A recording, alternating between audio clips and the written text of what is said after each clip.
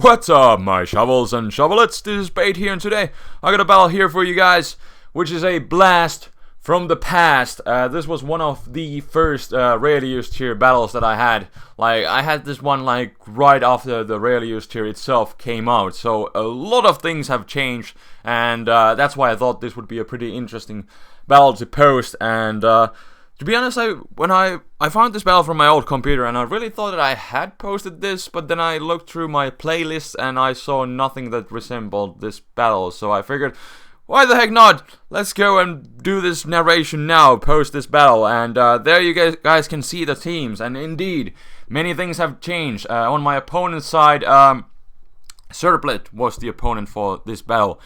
He has a Durant and a Cresselia on his team, which are now BL2, and then some other random guys. And on my side, I'm even more whorish, because when the tier first came out, I really wanted to try out the best guys first, and many of them are now unavailable in the tier RU itself. But I got myself a Cresselia. Then I got Rhyperior, which is now UU. Then there's Venomoth, which is BL2, and then I got Gorbis, which itself is still RU, I think, or is it even not NU? I think it's RU. Anywho, the point about Gorbis is that it has Shell Smash and Baton Pass, which is now banned in RU and in the tiers below, which is NU. But anyways, one thing that hasn't changed is that I have always liked Hariyama, so I lead with that in this battle too, because it's, as you guys have seen in my past battles, I usually tend to lead with Hariyama, and he leads with the Absol, which to be honest kind of makes me think he might be Scarfed. You know, Scarf lead makes sense. Anyways, no real point to go for the fake out, because I know I can take him out with the unboosted close combat, so I go for it. In comes Cresselia, and I do crit him. I could go for payback with Guts, but I'm kind of scared of the Psychic, especially since I do have the -1 special defense.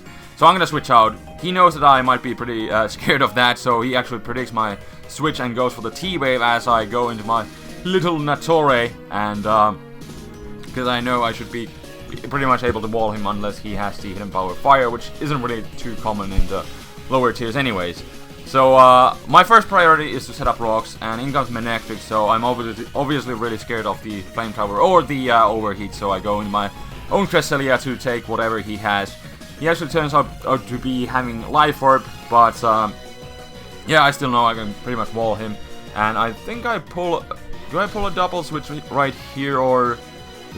Yes, I do. There we go. I was pretty sure he wouldn't stay in, because he knows he can't really do anything to me. So I decided to go back into Hariyama just to deal out some massive damage. He goes back into his own Cresselia, though. Not really sure why, but right here, I was pretty sure he wouldn't try to go for the Psychic right off the bat, so I decided to just try out the waters and see how much will payback with Guts do. Super effective, Guts boosted, and it does over half. Like, holy crap.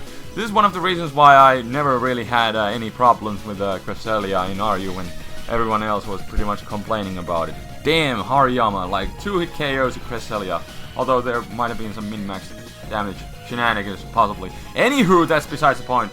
I still was kind of scared of the possible Psychic this turn, so I decided to go into my little Natore, the Pharaoh Seed. Yes! As he goes into his Durant and then switches straight back into Cresselia in hopes of going for the Moonlight, which he does here. I ended up getting paralyzed on the lead seed, which I think I went for, which is unfortunate, but not too big of a deal, because right here I will get a chance to go for the Toxic. I did run Toxic at the time on this Pharaoh Seed, and that's also one of the reasons why I didn't really worry about Cresselia, because you can just Toxic it and it's pretty much as good as dead. So anyways, here I think I just go for the lead seed, since I have the Cresselia Toxic, so the best thing I can pretty much do. And he's gonna send out his Manectric again. And obviously I don't want to stay in here, and Cresselia is pretty much the best option that I have against his Manectric, so that is what I'm going to send out right here. But he's going to make a really nice prediction, and he sees my Cresselia coming in, so he's going to go into his Absol, And I'm obviously scared of the dark type move, so I'm gonna switch out. Although there would have been a possibility that he would have just gone for the pursuit, but I don't know if he even had it. So anyways, nice last, pretty obvious move. So going to my Hariyama here to take it. But he does get a crit, which did really scare me. So also at this point I wasn't absolutely certain was he scarfed or not, so I just decided to play it safe and just go for the fake gun. Also, I hadn't revealed it yet, so I figured it would be pretty much the safest move. But he does see it coming. He goes into his Durant, and from this range he can pretty easily take me out with the... well, he has aerial ace, but even Iron Head would have taken me out. But I'm gonna go into my little Natore again to take pretty much anything that he has to throw at me. I can even take an X-Scissor pretty okay. And unfortunately I do get paralyzed again. I was trying to go for the X-Scissor. I was trying to go for the lead seed, and then I possibly could have just protected, and then I could have had my Pharaoh seed, but it doesn't happen. But coupled with the Life Orb and the Iron Barbs, I am able to take him out in the process. His Durand, I mean.